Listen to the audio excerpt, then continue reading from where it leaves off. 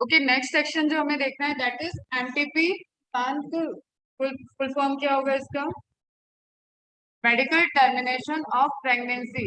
मतलब मेडिकली कुछ यूज करके there is certain kind of case and then surgical, अगर छोटा मोटा ऑपरेशन कंडीशन है तो वो भी, उसको आप कलेक्टिवली क्या बोलते हो? Medical termination of pregnancy. इसका मतलब इसमें कपल ने कंसीव किया है उसके बाद की प्रोसेस, मतलब आपने रिप्रोडक्टिव पार्ट ऑफ व्यू से अलग अलग स्टेजेस का आप देख रहे हो।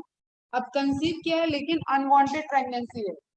ओके, अनवांटेड भी हो सकता है और कोई जेनेटिक डिसऑर्डर भी है, कोई अदर कंडीशन बाद में आफ्टर प्रेगनेंसी मदर की लाइफ को थ्रेटनिंग है, what ever the medical condition, लेकिन उसमें प्रेगनेंसी को टर्मिनेट करना ही एकमात्र सॉल्यूशन रहेगा। तो उससे रिलेटेड आपको देखना है यहाँ पे जो एक्ट है वो इम्पोर्टेंट क्वेश्चन है। इंटेंशनली और voluntary termination of pregnancy before full term. Okay, full term के पहले, मतलब जो आपका trimester 1 to first second third divide था उसमें थर्ड के पहले, is called medical termination of pregnancy और इंड्यूस्ड अबॉर्शन। नेचुरल अबॉर्शन नहीं रहेगा, मेडिकल है इसलिए इंड्यूस्ड रहेगा। 1 मार्क क्वेश्चन में सब्जेक्टिव में भी पूछा जाता है, तो इसको ध्यान रखना है जो पोर्शन ग्रीन से लिखा हुआ। Nearly 45 to 50 million MTPs are performed in a year all over the world. इसका मतलब कई सारा आपका एक अच्छा खासा परसेंटेज है। 45 to 50 मिलियन अगर एक साल में पूरे वर्ल्ड में एमटीपीज हो रही है, का मतलब इसका नीड था, इसको स्टडी के बाद उसको एक तरीके से इन्वॉल्व किया गया, कहीं पे लीगल कहीं पे इलीगल, वो अलग मैटर है। बट ये समझ में आना चाहिए कि इसकी रिक्वायरमेंट रिक्वायर्ड है। Okay,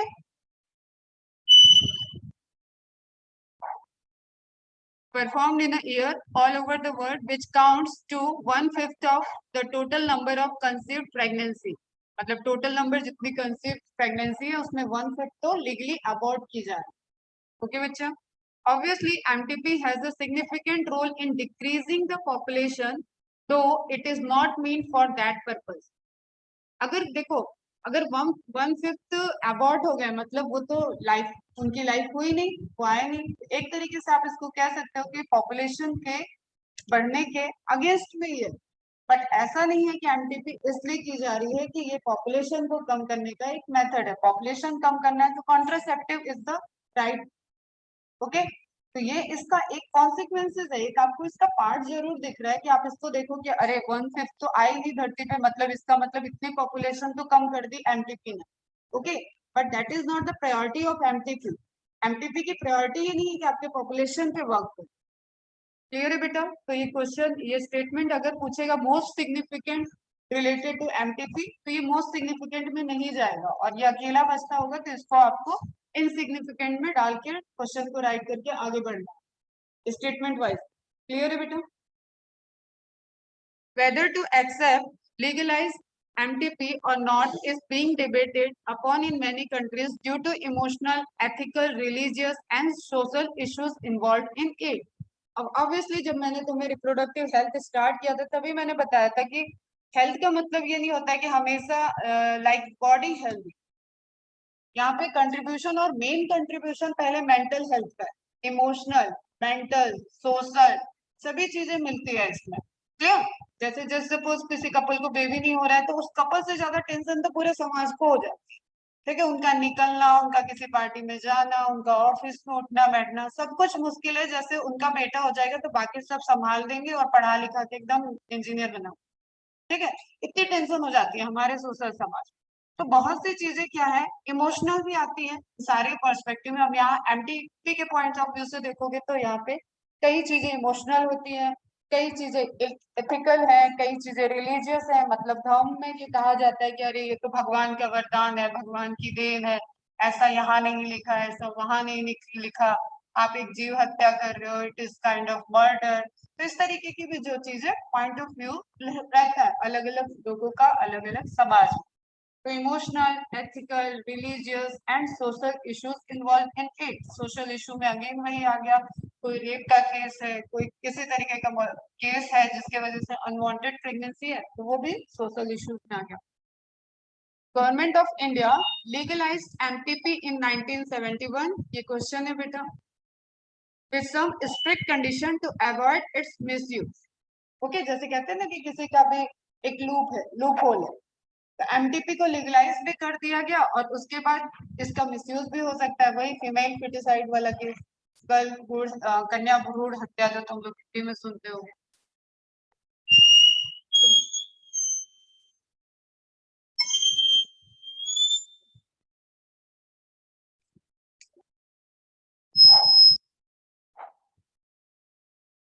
strict condition to avoid its misuse. Such restrictions are all the more important to check indiscriminate and illegal female feticide. ये इसका पहला प्राइम है जो अपने केस में अपने कंडीशन में सबसे ज्यादा इस पे फोकस किया जाता है, which are reported to be high in India.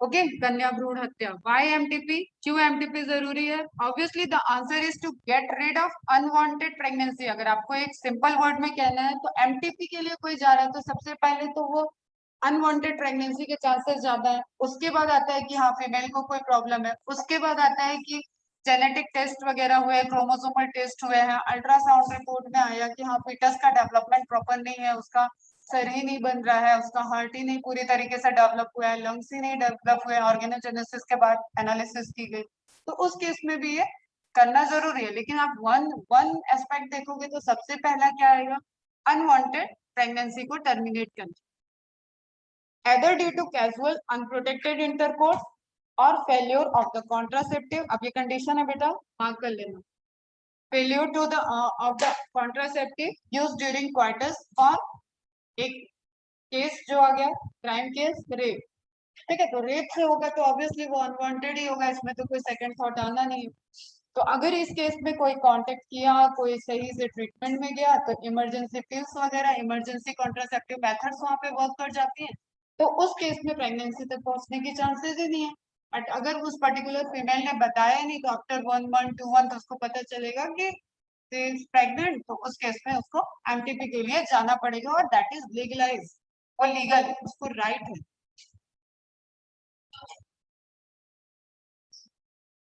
MTP और ओरल कॉन्ट्रासेप्टिव मतलब बचाने, प्रिवेंशन है, प्रेगनेंसी न हो। एमटीपी प्रेगनेंसी होने के बाद टर्मिनेट करना है, तो बहुत मेजर डिफरेंस है उसमें, ठीक है, वो प्रिवेंशन है कि प्रेग्नेंट ही ना हो, ये प्रेग्नेंट होने के बाद टर्मिनेशन, तो तुम प्रेगनेंसी को बीच में रख लो, प्रेगनेंसी के इधर है टर्मिनेशन, उसमें आ गया आपका एमटीपी। अब प्रेगनेंसी ना हो उसके पहले कुछ कर रहे हो तो that is contraception. Okay sequence समझ में आ रहा है? कॉन्ट्रासेप्टिव मेथड इधर आ जाएंगे जो प्रेगनेंसी को बचा रही है, टर्मिनेशन आफ्टर प्रेगनेंसी आ जाएगा, एक आया कि इनफर्टिलिटी, अभी जो बाकी रहेगा उसमें आ जाएगा इनफर्टिलिटी, कभी कभी कॉन्ट्रासेप्शन के बाद भी आता है, कभी कभी पहले ही आ जाएगा, वो तो डिपेंड करता है कि कपल कैसे। MTP are also essential in certain cases where continuation of the pregnancy could be harmful। तो ये सारे आपको एमटीपी के पॉइंट्स आ जाएंगे, इसमें आपको एक लेंथी क्वेश्चन बन सकता है। could be harmful or even fatal either to the mother or to the fetus or both। मतलब fatal मतलब डेथ के चांसेस रहेंगे, ठीक है, चाहे फीटस के हो या मदर के हो, तो दोनों केस में फिर से एमटीपी लीगलाइज्ड है। MTPs are considered relatively safe during the first trimester। सबसे बेस्ट टाइम होता है फर्स्ट ट्राइमेस्टर, जो फर्स्ट 3 month की प्रेगनेंसी रहती है उसमें it is more safe up to 12 weeks of pregnancy. This is the first trimester. तो ये क्वेश्चन है, फिर से एमसीक्यू है। Second trimester abortion are much more riskier for the female. देखो बेबी को तो टर्मिनेट करने जा रहे हैं, अब रिस्कियर की बात कर रहा है, इसका मतलब किसके लिए रिस्क है, फीमेल के लिए, तो पैटर्नल रिस्क होता है यहाँ।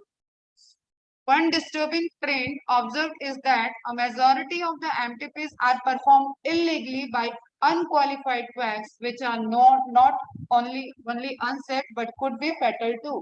कुछ केसेस में क्या होता है, नीम हकीम बाबा खतरान जो लोग होते हैं, ठीक है, वो लोग भी टर्मिनेट करने की बात करते हैं, कभी कभी नर्सेज हैं, दाइयां हैं, वो टर्मिनेट करती है, तो मेडिकल बच्चे का तो टर्मिनेशन हो ही गया, बट फीमेल के लिए हो सकता है वो फैटल केस हो जाए, इंटरनल ब्लीडिंग हो जाए, ठीक है, कुछ और उसको इन्फेक्शन हो जाए, वो तो वहां से एमटीपी करा के घर वापस आ गए, उसके बाद कई बार केसेस बिगड़ जाते हैं। तो ये एकदम जो ये पॉइंट है ना, ये ध्यान रखिए। Illegally by unqualified quacks, they are not gynaecologist, they are not specialised doctor, but वो करते हैं ऐसा, एमटीपी परफॉर्म कर देते हैं। उन्हें लगता है बहुत इजी चीज है, जस्ट आप या तो मेडिसिन से करवा रहे हो, या तो आपने छोटा उसका ऑपरेशन सर्जिकल होता है तो via birth canal surgical operation होता है, यूट्रस में है जो भी पार्ट जितना डेवलप हुआ है उसको फ्रैक्शनाइज कर दो, टुकड़े टुकड़े कर दिए, और उसके बाद वो क्लीन कर देंगे कि सारा हमने कैनाल से रिमूव कर दिया। ओके, ना उनके पास अल्ट्रासाउंड मशीन है, ना उनके पास कोई टेक्निक है, ना वो पहले कोई टेस्ट किया है, ना वो बाद में कोई टेस्ट कर रहे हैं, अंडर ऑब्जर्वेशन ही है। इस केस में कई सारी फीमेल्स गांव के साइड में दे गॉट इन्फेक्टेड। ओके, तो एमटीपी के 1-2 महीने बाद रिपोर्ट होता है, और इसमें बहुत फैटेलिटी भी होती है, बहुत डेथ होती है। मेरे सामने का एक केस है, जब मैं बता रही थी कि अ, मैं भाभी के साथ हॉस्पिटल में थी, 3 महीने मेरी भाभी 5th मंथ से 8th मंथ तक रही पूरी हॉस्पिटलाइज। तो उसमें मेरा भी काफी टाइम हॉस्पिटल में गया, तो वहां पे एक केस आया था एकदम सीरियस, और वहीं पे ट्रेनी डॉक्टर थे, ट्रेनी समझते हो, मतलब एमबीबीएस कंप्लीट करने के बाद, और हाँ इंटर, तो इंटर्न थी और मुस्लिम थी, और वो बाहर बैठी, मतलब काफी ज्यादा भागते दौड़ते दिख रही थी, और ऑब्वियसली इतने टाइम से मैं थी तो मैं भी उसको पहचान रही थी, तो रो रही थी। डॉक्टर रो रहा है, मतलब समझ में नहीं आ रहा है मुझे, तो मैंने उनको कंसर्न पूछा, मैंने कहा क्या हुआ, तो वो बोली कि दीदी मेरी दीदी है। मैंने कहा अच्छा, फिर तो वो बस एक ही लाइन बोल पाई, और मेरी जो बात हुई बस इतनी बात एक बार में हुई, इनको कुछ इन्फेक्शन हो गया, और बहुत सीरियस केस था, मतलब सीनियर डॉक्टर भी हैं, छोटे डॉक्टर भी हैं, पूरी टीम लगी हुई है, एकदम समझ में आता है हॉस्पिटल में कंडीशन की सीरियस केस इधर चल, तो भगदड़ भगदड़ से दिखेगी, तो ऐसा दिख रहा था। लेकिन वो बाहर रो रही, फिर थोड़ी देर 1 घंटे बाद आई, तब तक वो डेथ हो चुकी।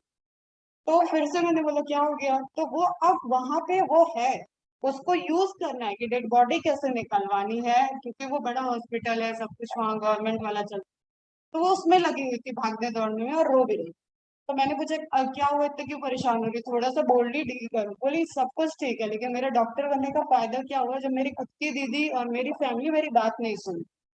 तो वो बोले कि इनका केस काफी टाइम से बिगड़ा हुआ था, मैंने बोला था यहाँ आ जाओ, ये आ नहीं रहे थे, ये गांव में थे, ये लोग सुनते नहीं है, कोई सुनता नहीं है। बड़े पापा बड़ी मम्मी का केस था, बड़े पापा ने नहीं सुना, बड़ी मम्मी ने नहीं सुना, मेरे मम्मी पापा ने नहीं सुना। आज मैं इंटर्न हूँ, कल को मैं गायनिकोलॉजिस्ट एक अच्छी बन जाऊंगी, लेकिन ये दिन मैं भूलूंगी नहीं। तो वो कितना हेल्पलेस उस दिन फील कर रही थी, दैट वाज, मतलब मैं भी एकदम ऐसे हो गई कि वास्तव में अपने घर में नहीं समझा पा रही। तो उसको कितनी भी आगे वो कितनी बड़ी डॉक्टर बन जाए, लेकिन ये एक केस उसके दिमाग में रजिस्टर्ड हो गया कि उसके खुद के घर की फैमिली के लोग नहीं सुन रहे, और वो गांव में इस तरीके से एंटीपी करा के उनको इन्फेक्शन हुआ था। तो दैट इज वेरी, इसमें भी मदर मोर्टिलिटी रेट बढ़ता है, एमएमआर बढ़ता है, पहले भी बढ़ा हुआ था, अब तो खैर लोग जितना अवेयर हो रहे हैं उतना ये सब फैटिलिटी वाले चीजों चीजों में, जितने देखो पर्सन अगर एक भी मानेगा ना, तो वो कर लेगा। सिर्फ वो लड़की भी बोल्ड होगी ना, तो वो अपने लिए डिसीजन ले सकती। क्या होगा, कितना होगा, लड़ना पड़ेगा ना घर में, उसकी जान तो बचेगी। और लड़ाई झगड़ा तो सभी जगह चलता है, वो फिर से शांत हो जाए, जिंदा रहेगी तब तो। अगर उसको कोई नहीं जाने दे रहा है, कोई डॉक्टर क्या नहीं जा रहा है, कोई कुछ कह रहा है, तो भी उसको अवेयरनेस है ना कहीं से, अगर चलो पढ़ी लिखी नहीं है तो भी आंगनबाड़ी वालों ने तो समझाया होगा, कहीं तो उसने सुना होगा कि इसमें उसकी खुद की बॉडी का रिस्क है, तो उसको ध्यान देना चाहिए, उसको लड़ना चाहिए। ठीक है, तो which are not only unsafe but could be fatal too, तो प्रॉपर प्रैक्टिसाइजिंग डॉक्टर्स के ही अंडर ऑब्जर्वेशन में ये सारे प्रोसेस होने चाहिए। Another dangerous trend is the misuse of the amniocentesis to determine the sex of the unborn child. अभी हम लास्ट में amniocentesis रिवाइज करा। Frequently, if the fetus is found to be female, it is followed by MTPs. This is totally against what is legal. Okay, legality है, लेकिन ये against हुआ।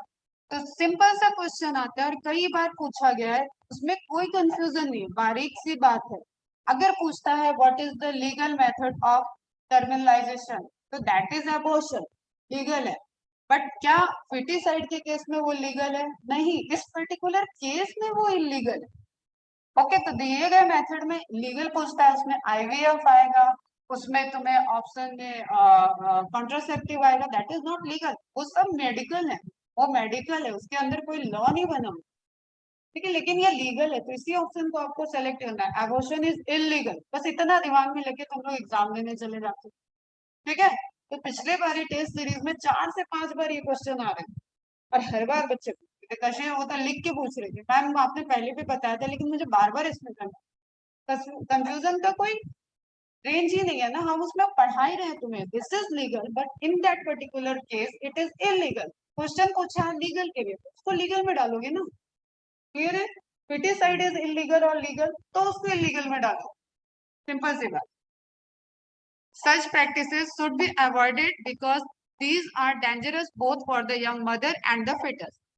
Effective, अब ये जो भी लोग कराते हैं वो छुप के कराते हैं, छुपा के कराते हैं, तो वो बताएंगे ही नहीं, फैमिली नहीं बताएगी, वो लड़की नहीं बताएगी, उसके हस्बैंड नहीं बताएंगे, कोई नहीं बताएगा बाहर, कोई भी केस बहुत गड़बड़ भी हो रहा होगा तो भी वो डील करने की कोशिश करें, तो ऐसे डॉक्टर, ऐसे फैमिली, ये सब रिस्पॉन्सिबल है। एक छोटे से आप फेटिसाइड के चक्कर में वहां मदर रिस्क में रहेगी तो भी वो शांत रहेंगे, वो डॉक्टर का केस बिगड़ चुका है तो डॉक्टर भी प्रेशर लगाएगा उसके, अगर वो लाइसेंस्ड होगा तो अपने लाइसेंस बचाने के चक्कर में लगेगा, तो इस तरीके के इश्यूज आते हैं।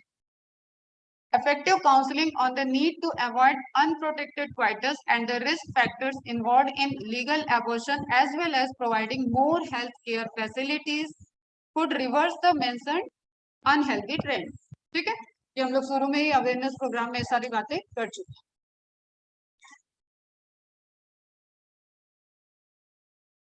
तेज बोलो बेटा, क्या? हाँ, वो सब तो ऐसा है कि अरेस्ट होता है, पपाया में जो वो दूध वाला पोर्शन होता है वो हार्मफुल होता है ग्रोइंग बेबी, इसलिए बोलते हैं, तुमने सीरियल वगैरह में या कहीं पे या कहीं बूढ़े बुजुर्गों की बात सुनी होगी, सीरियल्स में दिखाता है जबरदस्ती पपाया खिला दिया, भुला के खकाया खिला दिया, ये एकता कपूर के सीरियल में ये सब है। वो तो उस तरीके से है कि कोई ड्रग, जैसे मेडिसिन का भी मैंने बताया ना, तो कोई ड्रग जाके उसको हार्म कर दी, अब पपाया है, पपाया के अंदर वो जो मिल्क वाला कंटेंट है वो हार्मफुल होता है।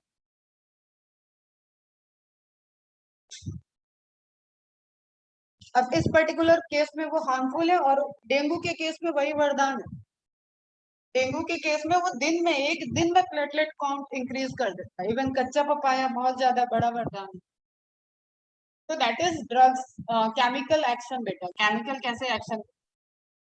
तो अब लास्ट क्वेश्चन आ गया, लास्ट नहीं, नेक्स्ट क्वेश्चन आ गया, एसटीडीज, ठीक है, सेक्सुअली ट्रांसमिटेड डिजीज।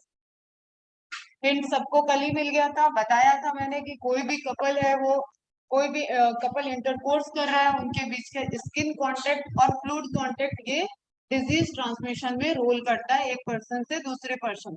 यहाँ पे आपको ध्यान रखना है क्वेश्चन सॉल्व करते वक्त, क्या वो प्योर एसटीडी है या कोई और भी रास्ते हैं उस पर्टिकुलर डिजीज की, तो जो सिर्फ सेक्सुअल ट्रांसमिटेड डिजीज से होने वाली है वो प्योर एसटीडी में आती है, क्लियर। जैसे HIV एड्स, ये प्योर एसटीडी नहीं है, ये ब्लड ट्रांसफ्यूजन से भी आता है, सिरिंज के यूज से भी आता है, ड्रग्स एडिक्टेड लोग एक सिरिंज से ही ड्रग्स लेते हैं उस केस में भी होता है, तो हमें पता है कि that is not pure STD. तो एक इस तरीके का कंपैरेटिव क्वेश्चन भी घुमा के बना, disease or infections which are transmitted through sexual intercourse are collectively called sexual transmitted disease or venereal, venereal word याद रखना। This is also used technically, जो doctors use करते हुए STD नहीं बोलते हैं, venereal disease, okay, टेस्ट भी बोलेंगे तो venereal टेस्ट बोल, venereal disease और reproductive tract infection, ओके बेटा, मेनली किसमें होता है, females are more susceptible for that, तो RTI, STD, BD and STI, ये सारे टर्म आपको ध्यान रखना। ये क्या हो गया, सेक्सुअली ट्रांसमिटेड इन्फेक्शन, क्लियर है। अब इसमें नाम बहुत इंपॉर्टेंट है, gonorrhoea, syphilis, genital herpes, chlamydiasis, genital wart, trichomoniasis, hepatitis B and of course the most discussed infection in the recent years HIV leading to AIDS are some of the common STDs। NCERT में दिया हुआ है सारी disease, ठीक है। NCERT के according disease आपको ध्यान में रखनी है, और एडिशनल इन्फॉर्मेशन जो हम अब देने जा रहे हैं कि कौन सी बैक्टीरियल है, कौन सी वायरल है, तो जस्ट एक एनसीईआरटी में नोट्स बनेगा डिजीज के ऊपर, B V B V B V, protozoan B V, ऐसे आप डिस्टिंग्विश कर लो, और फिर प्रॉपर आपके पास एक टेबल होना चाहिए कि ये डिजीज किससे होती है। क्लियर है बच्चा? ठीक है। अब यहाँ पे क्या कहानी है, कह रहा है क्या मैं बताने जा रही थी, हाँ एक क्वेश्चन गलत होता है हेपेटाइटिस ए और बी वाला। Hepatitis A is causing disease which cause by the food and water infection, खाने पीने से। ठीक है, टोटली डिफरेंट है, दोनों लीवर से रिलेटेड है। Hepatitis A food water contamination वहां से होता है, and hepatitis B is sexual transmitted. Among these, HIV infection is most dangerous and is discussed in detail in chapter 8 Human Health and Disease chapter है, वहां पे आपको पढ़ना है अलग से पूरा कैंसर और एड्स वहां पे दिया हुआ है।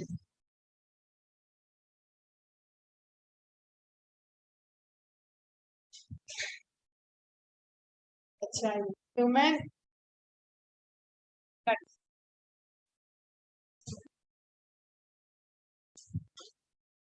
अरे यार,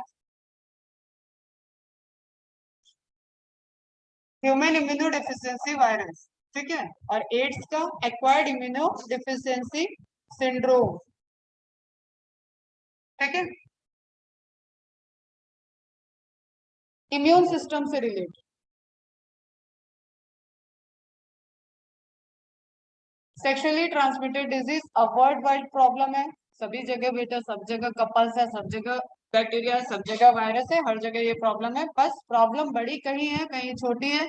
जहाँ ट्रीटमेंट के लिए जो लोग जाते हैं वहां छोटी है, जहाँ लोग छुपा के बैठते हैं, बात नहीं करते इन सब बारे में, वहां पे बड़ी बन जाती है। तो जस्ट अब आप अपने एनसीईआरटी में बैक्टीरिया लिख लो, जिसके जिस जिस डिजीज के ऊपर बैक्टीरियल डिजीज है वहां पे बी बी बी बी लिख लो। ठीक है, syphilis, syphilis, gonorrhoea, chlamydia, this is bacterial disease. Viral में एचआईवी, हेपेटाइटिस बी। बी याद रखना जरूर, ए गलती मत करना, A is not the sexual transmitted disease. Genital herpes, genital warts, HPV. ठीक है, एक होता है HLV, lymphoma virus, human lymphoma virus, जो कि आपका कैंसर कॉज करता है आगे, सर्वाइकल कैंसर करता, ह्यूमन लिम्फोमा वायरस।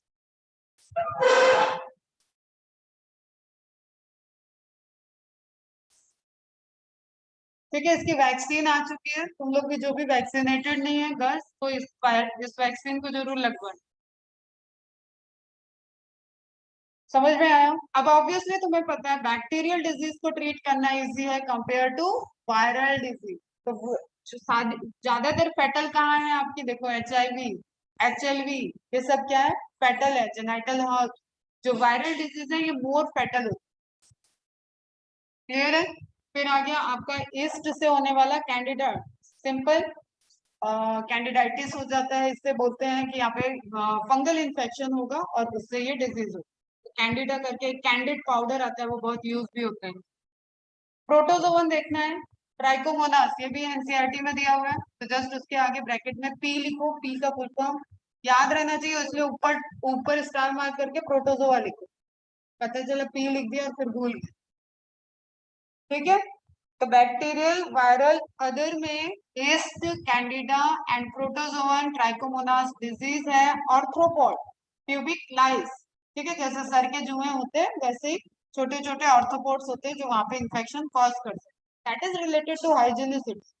ठीक है, प्यूबिक हेयर्स है वहां पे, अगर वो कोई हाइजीनिसिटी नहीं मेंटेन करेगा तो ऑब्वियसली वो भी वहां पे आ सकता है।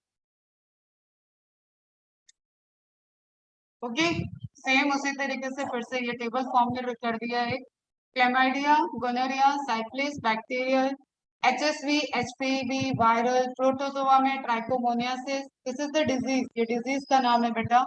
Bacterial, viral, protozoa can be cured, हाँ ये क्योर है, ये क्योर है, ये क्योर है, ये सब अभी एचसीवी, एचएसवी, एचपीवी, एचआईवी ये सब क्योर नहीं है। Viral disease is not curable बेटा, can not be cured but can be managed. Gonorrhoea cured में दिया है, हाँ। हब्स पूछा गया था एक बार, दैट इज मैनेज, मैनेज मतलब वायरस में HIV के फुल फॉर्म में ही वायरस बताया ना, human immunodeficiency virus. HIV का बड़ा फॉर्म है एड्स। Ads is syndrome. जब भी हम वर्ड यूज करेंगे ना सिंड्रोम, इसका मतलब मल्टीपल डिजीज। इसके अंदर कई सारी डिजीज, जैसे मेरी रिसर्च का जो टॉपिक है दैट इज सिंड्रोम, मैंने सिंड्रोम में रिसर्च की, तो मैंने कई सारे जेनेटिक इम्यून ये सारी डिजीज का पूरा कॉम्बिनेशन है वहाँ। क्लियर? तो मल्टीपल डिजीज होंगी, उनके सिम्टम को आप सिंड्रोम कहते हैं, कॉमन सिम्टम्स होते। क्लियर है? फिर इन्फेक्शन, ये वाला इंपॉर्टेंट है। फ्लूट्स, क्लेमाइडिया, गनरिया, या आपके फ्लूट कांटेक्ट से हो रहा है, ट्राइकोमोनियासिस फ्लूट से हो रहा है, स्किन टू स्किन वायरस देखो तुम्हारा स्किन टू स्किन भी जा सकता है, एंड सिफाइलिस बैक्टीरिया की स्किन कांटेक्ट से भी होता है। ठीक है, स्किन कांटेक्ट में तो कोई डाउट है नहीं, फ्लूट तो अंदर है बेटा, रिलीज होगा, स्किन तो पहले ही कांटेक्ट में आ रही है। अब सिंपल सी बात है, कुछ जो मैनेजेबल आपको दिया है, इनको आप जब डॉक्टर से कोई पर्सन जो इन्फेक्टेड है, ठीक है, आप लोग भी कल को डॉक्टर बन जाओगे अगर इस फील्ड में हो, तो आपके पास हिडन बहुत सारे केसेस आए। कोई जनरल फिजिशियन भी होता है ना, तो भी उसके पास एसटीडी के बहुत सारे केसेस आते हैं। ठीक है, एक अवेयरनेस एक टाइम तक, और वो लेट केस होते हैं, वो मैक्सिमम लेट केस होते हैं। क्यों? क्योंकि वो पहले जाएंगे ही नहीं, पहले बताएंगे ही नहीं, इसलिए मैक्सिमम केसेस बिगड़े हुए आते हैं, मैक्सिमम केसेस लेट आते हैं, तो डॉक्टर्स के पास चैलेंजेस होते हैं। आप किसी भी फील्ड के डॉक्टर हो, एक तो आपके जनरल जो आसपास के लोग होंगे वो आपसे कांटेक्ट करेंगे एसटीडीज के लिए, और जो आपके अननोन है डॉक्टर को कांटेक्ट करना है वो भी कांटेक्ट करें। आपको भी इन सब चीजों की नॉलेज तो वैसे आ ही जाएगा ट्रीटमेंट।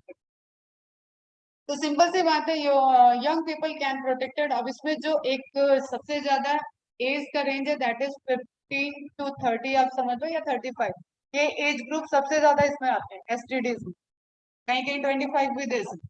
ठीक है, यंगस्टर्स, यंगस्टर्स ज्यादा इसमें इन्वॉल्व है। क्यों? एक हेल्दी कपल होगा, लॉयल कपल होगा, तो उसको एसटीडीज के चांसेस कम है लेकिन कम है। ठीक है, मैक्सिमम किसमें है? मल्टीपल पार्टनर वाले में है। अनट्रस्टेड, पता ही नहीं है, हिस्ट्री नहीं पता है, मेडिकल हिस्ट्री नहीं पता है कि सामने वाले बंदे की मेडिकल हिस्ट्री क्या है। ठीक है, तो उस सारे केस में मैक्सिमम चांसेस है। Young people can protected themselves from STIs, get tested. अब तो तुम्हें शायद तुम लोगों ने सुना हो या नहीं सुना हो, हम लोग के यूपी बिहार साइड कपल का एचआईवी टेस्ट होता है। मतलब कुंडली मिलाने से अच्छा है कि आप एचआईवी टेस्ट करके तब शादी। तो ये एक रूल वहां पे चलने लगा है, पढ़े लिखे लोग कर रहे हैं। एचआईवी टेस्ट होता है, एचआईवी रिपोर्ट आती है, लड़के की ये है लड़की की है। ठीक, तो get tested, reduce risk behaviour, get vaccinated against HPV, HLV, HPV. देखिए, protect yourself, sexually transmitted disease are serious, so stay safe. Fatality rate है इसका, इसलिए एचआईवी तो 100% fatal, HIV AIDS this is 100% fatal. 15 से 20 साल वो कितना मेंटेन है, कैसा उसका इम्यून सिस्टम किस तरीके से डिग्रेड हो रहा है उस पर डिपेंड है, लेकिन उसकी डेथ तो होगी। 15 से 20 साल, किसी किसी केस में एक आया था, आता है वो कहीं का अवार्ड विनर भी है, रेसलर टाइप का। ठीक है, उसको एचआईवी है, तो उसकी स्टोरी आती है कहीं, तुम्हें मिल जाएगी, मतलब करेजियस स्टोरी टाइप की है, तो उसका आता रहता है। वो एड्स के अवेयरनेस में भी इन्वॉल्व है, सोशल एक्टिविटीज में भी इन्वॉल्व है, और खुद AIDS patient. Characteristics of effective HIV STD prevention programmes delivered by trained instructor. Obviously फिर से वही आ रहा है, नीम हकीम कोई भी ऐसे नहीं बोल दिया, कुछ भी बोल दिया तो वो नहीं सुनना है, ट्रेन्ड इंस्ट्रक्टर होने चाहिए, उनको सुनो, उनको फॉलो करो। Use materials that are age and culturally appropriate and medically accurate. ये आपको फर्स्ट वाले सेक्शन में भी आया था कि आप किस तरीके से, देखो जिस जगह पे कोई अवेयरनेस प्रोग्राम चलने जा रहा है उस जगह की ऑडियंस को जरूर टारगेट किया जाए। ठीक है, ऑडियंस को टारगेट किया जाता है। अब आप गांव में जा रहे हो तो आपको गांव की तरह आपका अवेयरनेस प्रोग्राम रखना पड़ेगा। आप मॉल में उसको स्टेबलाइज किए हो तो आपको मॉल की तरह वहां पे एक अवेयरनेस प्रोग्राम रखना पड़ेगा। तो दिस इज डिपेंडेंट ऑन कि किस तरीके का मटेरियल होगा, ऑडियो वीडियो वीडियो कैसे, इमेजेस आप कैसे यूज कर रहे हो, उस जगह के रिलीजियस लोगों को भी ध्यान में रखना। पता चला आपने लगा दिया कोई बढ़िया पोस्टर, इमेज दिख रहा है सेक्स का, इंटरकोर्स का, और पब्लिक वहां पे पत्थर मारने लगी। ठीक है, तो ऐसा ऐसे कांड भी हो जाते हैं। Include skill building lessons take place in a school environment supportive of health behaviour. That's why ये सब चीजें कहाँ आप लोग के एजुकेशन सिस्टम में पार्ट बन गया। Involve parents youth serving organisation and health organisation, सबका इन्वॉल्वमेंट होनी चाहिए। अब आता है कि did you know 1 in 4 13 to 24 जो एज वाला मैंने बताया that is teenagers, mostly teenagers है। 1 in 4 new HIV infection occur in youth between the ages 13 to 24। क्योंकि ये तेजी से बढ़ रहा है इसलिए इसके टेस्टेस बढ़ रहे हैं, जब टेस्ट बढ़ते हैं तो रिपोर्ट केसेस। क्लियर बेटा? तो ये हो गया वैसे तो आपका टेस्ट के बारे में यहाँ की किस तरीके से टेस्ट होता है। देखो यहाँ पे सुनो जरा, इंपॉर्टेंट इन्फॉर्मेशन है कुछ। क्लेमाइडिया ट्रैकोमाइटिस अगर डिजीज होगा तो आईजीएम, आईजीएम मतलब immunoglobin M, this is the type of immunoglobin, ये अगर प्रेजेंट आ रहा है सीरम में तो आप इस टेस्ट के फिर कंफर्मेशन टेस्ट करते हैं। गोनोरिया डीएनए टेस्ट होता है, गोनोरिया के लिए डीएनए टेस्ट है, जस्ट इन्वेस्टिगेशन है, this is the diagnosis. Hub simplex viruses IgG और आईजीएम को देखते हैं, ये गलत लिखा हुआ है, ऐसे लिखते हैं, ठीक है, आईजीजी स्मॉल रहता है, Ig for genital herpes. PDRL RPR ये टेस्ट होता है serum for syphilis, syphilis and HBs. Antigen test होता है हेपेटाइटिस बी के लिए। Anti HCV card for hepatitis C. HIV 1 and 2 यहाँ से लेके आप HIV के लिए एलाइजा, एलाइजा यहाँ पे एलाइजा टेस्ट हो, ठीक है। ह्यूमन डिजीज वाले में हम ये सारे टेस्ट आपको कवर करा दें। एलाइजा आया भी था इस बार, फर्स्ट डायग्नोसिस के लिए आया था कि कौन सा ट्रीटमेंट यूज कौन सा यूज करते थे, that is ELISA. Some of these infections like hepatitis B and HIV can also be transmitted by sharing of injection needle। इसलिए ये ध्यान रखना है, this is not the pure STDs नहीं होती है। Sharing of injection needles, surgical instrument which infected person transfusion of blood।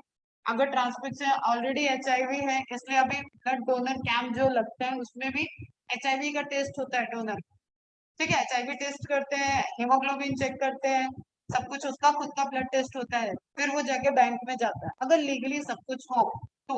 Otherwise इसके भी बहुत सारे लोग, बैंक केवल भरने के लिए किसी भी तरीके का वो, मेरा मेरा खुद का, मैंने कभी हीमोग्लोबिन टच नहीं किया प्रेगनेंसी के अलावा कि 10 के ऊपर मेरा जिंदगी में हीमोग्लोबिन हो, तो मैं ससेप्टेबल हूँ, मैं 8 9 7 8 9 यही मेरा रहता। एक बार ऐसे केस हुआ, मेरी एक नीस है वो एडमिट हुई तो अर्जेंट में मैंने एक दिन, मैं क्योंकि ब्लड डोनर कैंप से जुड़ी हुई हूँ तो मैंने अरेंज कर दिया था, ठीक है उसको, लेकिन एक ब्लड ग्रुप ज्यादा लग रहा था तो अब रात का टाइम था तो मैंने कहा ठीक है आप मेरा ले लो, मेरा चेक कर लो। तो बोले कि आप अभी दे दोगे सुबह रिप्लेसमेंट, मैंने कहा सुबह तो मैं करा दूँ। तो मैं गई देने, वो मेरा ले लिया, मैंने कहा मेरा एचबी कितना है, तो बोलता है 11। मैंने कहा पॉसिबल ही नहीं, आप लोग ड्रामा लगा रहे थे, तो मेरी उससे अच्छी खासी लड़ाई होगी। मैंने कहा आप ये रात भर के लिए रखो लेकिन किसी को चढ़ाना हो, ठीक है, हीमोग्लोबिन मेरा हो ही नहीं सकता है 11। तो बोला कि है 11, हमने चेक किया, मैंने अगले दिन दूसरा टेस्ट करा के उसके पास रिपोर्ट भी रखी और उसके उस चीज को थोड़ा लाइमलाइट भी कर दिया था वहाँ कि आप इस तरीके का। फीमेल में 13 मतलब नॉर्मल रहना चाहिए, मेल में 14 16 16 मतलब 10 नॉर्मल ले लिया जाता है, मतलब 10 है तो आपको ट्रीटमेंट नहीं दिया जाए, वो माना जाता है कितना मेंस्ट्रुएशन और जिस तरीके का डाइट और रूटीन फीमेल अपने लिए बना के रखती है, दूसरे का ध्यान रखना उनके लिए आसान, खुद का ध्यान रखना उनके लिए टफ हो जाता है, चैलेंजिंग टास्क है। वो खाना क्या खाएंगे, जो बचा कुचा होगा वो खा लेंगे, सबको खिला लेंगे, सबको देख लेंगे कि हाँ सबने खाया पिया या नहीं खाया, उसके बाद तो एक उनका खुद का रूटीन है, वो एप्पल कट कर रही है तो वो घूम घूम के सबको खिला देंगे घर में, लेकिन एक एप्पल का टुकड़ा मुश्किल से शायद वो खुद खाए। तो इस तरीके का एक जनरल बात कर रही हूँ मैं कि एक रूटीन होती है, उसकी वजह से हमारे सोसाइटी में जो फीमेल वाला केस है और फिर अपने आप में मेंस्ट्रुएशन है ही, ठीक है। तो एक आयरन डेफिशिएंसी होता है, दूसरा आयरन आपके बॉडी में कितना एब्जॉर्ब हो रहा है, हो सकता है आयरन है लेकिन वो यूज में नहीं आ रहा, वो भी डिजीज है। तो एनेमिक कंडीशन अलग अलग होती है, तो मतलब चेकिंग होनी चाहिए, पूरी प्रॉपर चेकिंग होनी चाहिए ट्रांसफ्यूजन ऑफ ब्लड। और from an infected mother to the foetus too. HIV ऐसा है जो मदर से फिटस में ट्रांसफर हो सकता है बेटा, ये पॉइंट ध्यान रखो। एक्सेप्ट फॉर हेपेटाइटिस बी,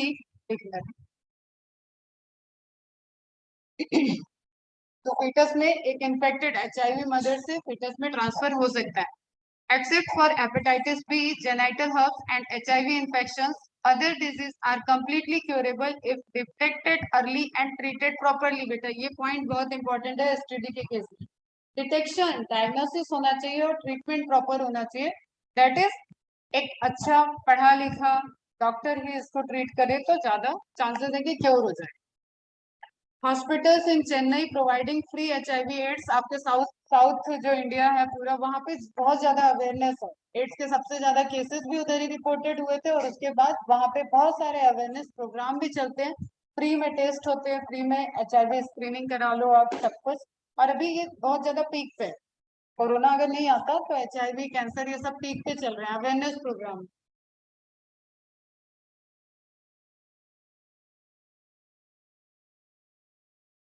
हाँ, आप ऐसे में जाके अगर कराना चाहोगे कि मुझे HIV टेस्ट कराना है तो भी गवर्नमेंट फ्री में करती है।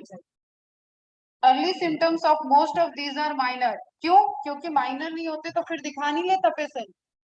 जो भी इन्फेक्टेड पेशेंट है अगर सिम्टम्स सीवियर होंगे तो ऑब्वियसली वो ट्रीटमेंट के लिए चला जाएगा, और जब लेट जा रहा है इसका मतलब अर्ली सिम्टम्स कैसे हैं? Minor and include itching, infection है something like itching, fluid discharge, मैंने बताया वेजाइना में खुद का कोई सिक्रीशन नहीं होता है, सर्विक्स से सिक्रेशन आएगा, infection, uterine infection, cervical infection, उसके थ्रू वेजाइना इन्फेक्टेड होती है और वहां पे secretion something related yellowish whitish इस तरीके का, और उसका मतलब ये नहीं है कि वो HIV her case. This is very common infection. UTIs में भी सिक्रेशन होता है।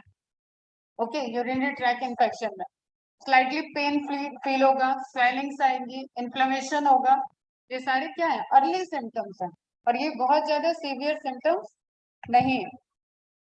In the genital region, infected females may often be asymptomatic and hence may remain undetected for long।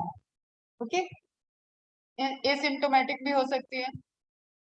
Absence or less significant symptoms in the early stages of infection and the social stigma important है attached to the STDs deter the infected person from going for timely detection and proper treatment। इसलिए मैंने बताया कि जितने भी cases आते हैं वो जनरली बढ़े हुए केस आते हैं। ठीक है, वो ऑलरेडी कई टाइम से वो बताएंगे 1 मंथ से ऐसा हो रहा है, 2 मंथ से ऐसा हो रहा है, 15 दिन हो चुके हैं, 20 दिन हो चुके हैं, इस तरीके के केसेस रिपोर्टेड होते हैं।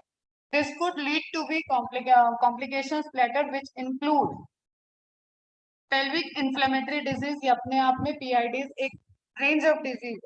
ठीक है, पेल्विक पोर्शन में इंटरनल ऑर्गन्स और भी प्रेजेंट है, आपके मसल्स है, उनमें इंफेक्शन तक जा सकता है। इस तरीके का इंफेक्शन होगा तो वो सीवियर लेवल पे एक हार्म करेगा और टाइम लेगा। बेटा सेम लिंक से दोबारा ज्वाइन कर लेना तुम। एबॉर्शन,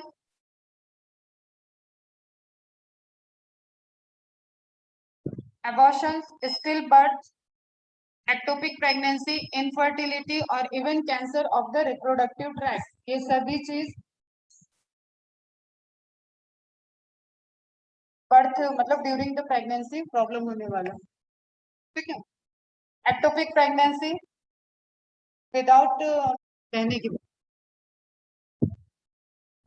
सारे केस तो मैं बताएंगे, बहुत सारे केसेस जो हो जाते, चांसेस ज्यादा होते हैं। Menopause is related hormonal disturbance पूरा ही होता है, कई सारे उसमें लाइक अ सिंड्रोम, बोन्स वीक होना आफ्टर मेनोपॉज। ठीक है, हार्मोनल मॉस्टेक आना आफ्टर मेनोपॉज। रेस्ट में अब क्योंकि उसके मेमोरी ग्लैंड पे भी इफेक्ट पड़ रहा है तो वो टिश्यू वहां पे फाइब्रॉइड्स बनना आफ्टर मेनोपॉज। लेकिन ऐसा नहीं है जो फाइब्रोडोसिस बहुत माइनर अमाउंट, तो दैट इज लाइक मेरी मम्मी को कैंसर था, किसी को कोई अभी मेनोपॉज वाला एज में, बहुत सारी फीमेल्स है जिनको कैंसर है 30 के एज में।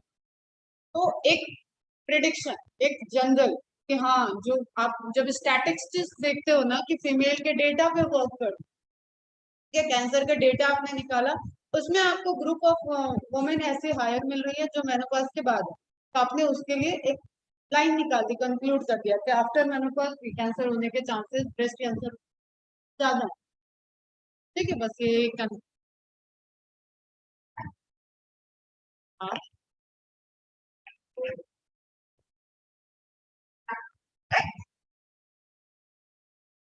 यूटेराइन फाइब्रोइडोसिस टिश्यूज हैं, टिश्यूज फाइबर मतलब हार्ड होने लगे। ठीक है, हार्ड होने लगे दैट इज क्लम्प बनने लगा उनका, तो वो फाइब्रोइडोसिस होता है। ओके, तो ये नोट कर लेना। STDs are a major threat to healthy societies. Obviously, major threat to है. Therefore, prevention or early detection and cure of these diseases are given prime consideration under the reproductive health care programs. वही awareness वाली बात यहाँ पे भी apply होती है। Time से रिपोर्ट करना, टाइम से उसका ट्रीटमेंट स्टार्ट करना, that is all apply. Though all persons are vulnerable to these infections, their incidence are reported to be very high among person in the age group of 15 to 24 या 30, जो भी आपको दिया रहे उसको आप टिक कर। The age group to which you also belong, तुम लोगों के लिए। ठीक है, तभी ये तुम्हारे बुक में दिया गया अवेयरनेस है। Don't be panic. Prevention is in your hand. You could be free of this infection if you follow the simple principles given below. आपने पूरा ह्यूमन रिप्रोडक्टिव सिस्टम पढ़ लिया। ठीक है, कई सारे आपने कॉन्ट्रासेप्शन के मेथड देखे। एक तो एक सोशल अवेयरनेस प्रोग्राम अगर चल रहा है तो ऑब्वियसली पहले तो STD होगी नहीं, दिस इज इन्फेक्शियस डिजीज। आपको कोरोना होगा नहीं अगर आप कोरोना से आप अपने आप को सेफ रखते हो। जितनी उसकी स्टडी कर ली गई उसमें ये पाया गया है कि अगर आपने अपने नोज को टच नहीं किया है, आप किसी के बहुत क्लोज कांटेक्ट में नहीं हो, कोई छींक रहा है वो आपसे ट्रैवल नहीं किया है, तो इस तरीके की चीजें अगर आपने प्रिवेंट की है तो आपके पानी और खाने में नहीं है करो। क्लियर। सबसे अच्छी बात, बेस्ट बात ये है, सारे डिजीज में वो डिजीज बहुत प्रॉब्लमेटिक होती है जो वाटर के थ्रू फैल रही है, जो फूड के थ्रू फैल रही है। ठीक है, जो टच करने से फैल रही है, दैट इज मोर इनका तो कि ज्यादा मोर्टेलिटी रेट इनका बढ़ने के चांसेस या ज्यादा इनका इन्फेक्शियस रेट ज्यादा चांसेस होता है हाई। मोर्टेलिटी तो नहीं कहेंगे, जैसे कोरोना के केस में mortality is not high, fatality is not high, कि ऐसा नहीं कि कोरोना होगी तो डेथ हो जाए, बट केसेस रिपोर्टेड हुए। तो उसी तरीके से क्या है कि ये एक इन्फेक्शन डिजीज है बेटा, ऐसा कोई जेनेटिक डिसऑर्डर नहीं है कि जो जीन से आ रहा है। इन्फेक्शन है तो किसी सोर्स ऑफ इन्फेक्शन से होगा, उस पर अगर पूरी आपकी पब्लिक सोसाइटी अगर उसको लेके अवेयर हो जाएगी तो ऑब्वियसली ऐसे डिजीज से एक लिमिट तक ओवरकम किया जा सकता है। Prevention is better than cure बोला जाता है ना, तो prevention is better than cure है, ये तो प्रूवन है। Avoid sex with unknown partner, अब ये आपको मल्टीपल स्टेटमेंट में आ सकता है, मार्क कर लेना। अननोन पार्टनर, मल्टीपल पार्टनर समझ में आ रहा है। Always use condoms during quarters, barrier method वाला पोर्शन दैट इज सबसे ज्यादा अप्लीकेबल है कि STDs में प्रिवेंट कर सकता है, तो barrier. In case of doubt, go to a qualified doctor. This is very, very important. Qualified doctor mentioned in NCRT. Clear? ऐसे नहीं कि कोई भी चौराहे पे बैठा है, रोड पे बैठा है, उससे औषधि ले लिए, चूरन ले लिया और चल दिए। Doctor for early detection and get complete treatment. और ऐसे डिजीज जो होती है बेटा, ये दिखने में लगता है कि ठीक हो गई, this is the microbial disorder. जैसे लगता है कि ठीक हो गया, फंगल इन्फेक्शन खत्म हो गया, जैसे चलो आपको तो पूरा ह्यूमन हेल्थ डिजीज में पढ़ना है। अगर जस्ट सपोज किसी को स्कैल्प में डैंड्रफ है, ठीक है, उसने ट्रीटमेंट लिया, उसको लगता है कि डैंड्रफ रिमूव हो गया, बट देयर इज बहुत हाई चांसेस है कि आफ्टर 15 डेज फिर से उसको डैंड्रफ दिखे। तो ये सब डिजीज फंगल डिजीज से रिलेटेड डिजीज ऐसी होती है जो आपको दिखती है कि ठीक हो गई है, लेकिन आफ्टर क्योर भी उनका एक ट्रीटमेंट चलता है, इसमें 6 मंथ का 3 मंथ का इनका ट्रीटमेंट होता है पूरा प्रॉपर। तो यहाँ पे जो मेंशन है ना, कंप्लीट ट्रीटमेंट, उसको समझना। If diagnosed with disease. Now last question आता है इनफर्टिलिटी, वेरी वेरी इंपॉर्टेंट ये पोर्शन। देखो डिजीज वाला एक मैच द कॉलम बन सकता है, ये ह्यूमन हेल्थ एंड डिजीज का भी पोर्शन है, वहां पे भी आपको एक क्विक वायरल डिजीज देखना है तो ये वायरल डिजीज आ जाएंगे, वहां पे वायरल डिजीज की लिस्ट में आएगी। बैक्टीरियल डिजीज देखोगे तो बैक्टीरियल डिजीज देखना है, फिर हेपेटाइटिस भी आएगा तो वहां पे फिर से ये रिवाइज होगा। HIV एड्स अलग से ही पूरा सेक्शन है, कैंसर पूरा अलग से ही सेक्शन है, तो उस चैप्टर में आपको पूरा अलग से पढ़ना है। इस चैप्टर से जो आपको है दैट इज हार्मोनल डिजीज से रिलेटेड आपको बस एक मैच द कॉलम बना, वो दोनों चैप्टर का कॉमन हो गया। और फिर जो थर्ड क्वेश्चन एक इम्पोर्टेंट, वहां पे हार्मोन वाला कॉन्ट्रासेप्शन में कौन कहाँ यूज हो रहा है, क्या क्या कैरेक्टरिस्टिक्स है, ये एक इम्पोर्टेंट क्वेश्चन बन जाता है क्वेश्चन से, चैप्टर से। और थर्ड ये आ जाता है इनफर्टिलिटी प्रोग्राम। यहाँ पे हमें फाइन फाइन एकदम डिफरेंस है किसमें क्या हो रहा है, सिंपल। तो एकदम बेसिक पहली चीज, अभी तक हमने क्या देखा, हमने कॉन्ट्रासेप्शन देखा, मतलब जिसमें हमें प्रेगनेंसी नहीं चाहिए थी। फिर हमने एमटीपी देखा जिसमें हमें प्रेगनेंसी चाहे होने के बाद नहीं चाहिए, क्लियर। फिर हम देख रहे हैं कि हम कुछ भी नहीं, एक कपल एक ऐसी दुनिया के पोर्शन है जहाँ पे कुछ भी वो नहीं कर रहे हैं लेकिन वो फर्टाइल नहीं है, तो उनकी भी सॉल्यूशन को देखना होगा। हम पूरा पूरा पब्लिक पॉइंट ऑफ व्यू से, सोशल पॉइंट ऑफ व्यू से हमारा टारगेट है रिप्रोडक्टिव हेल्थ। तो अब लास्ट सेक्शन आता है infertility. Infertility is related to कोई पर्टिकुलर कपल है, उनके बेबी नहीं हो रहा है, सिंपल सा। A discussion on reproductive health is incomplete without a mention of infertility. अब सीधी सी बात देखो, this is not a disease, आप इसको डिजीज थोड़ी नहीं बोलो। आप रिप्रोडक्टिव हेल्थ, वो अनहेल्दी थोड़ी हो गया वो कपल, लेकिन ये बड़ी बात है भाई, उस पर्टिकुलर कपल के लिए बड़ी बात है। आप जनरल कोई बोल रहा है कि करोड़ों की आबादी है, अरबों की आबादी है, दो को नहीं होगा तो क्या बात है, लेकिन वो दो तो उनकी दुनिया है बेटा अपने। तो दैट इज वेरी इंपॉर्टेंट कि यहाँ पे पहली ही लाइन लिखा हुआ है, discussion on reproductive health is incomplete without a mention of infertility. A large number of couples all over the world, including India, are infertile. Okay और इसका परसेंटेज काफी हाई है, 15 in 100 बढ़ता जा रहा है।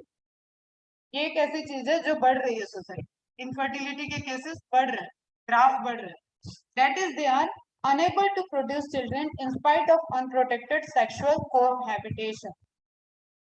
ओके, ऑब्वियसली अनप्रोटेक्टेड इंटरकोर्स वगैरह वो सभी चीजें करेंगे, कॉन्ट्रासेप्टिव को हटाएंगे ना बेटा। पहले तो कॉन्ट्रासेप्टिव अगर उन्होंने यूज किया होगा तब तक तो हमको पता ही नहीं होगा कि वो इनफर्टाइल कपल है। उसके बाद कॉन्ट्रासेप्टिव को हटाएंगे, वो डॉक्टर के अंडर जाएंगे, कुछ ट्रीटमेंट कराएंगे, ठीक है, डायग्नोज होगा, फिर ट्रीटमेंट होगा। तो कभी कभी इनफर्टिलिटी दवा से ठीक हो सकती है, केसेस क्या है।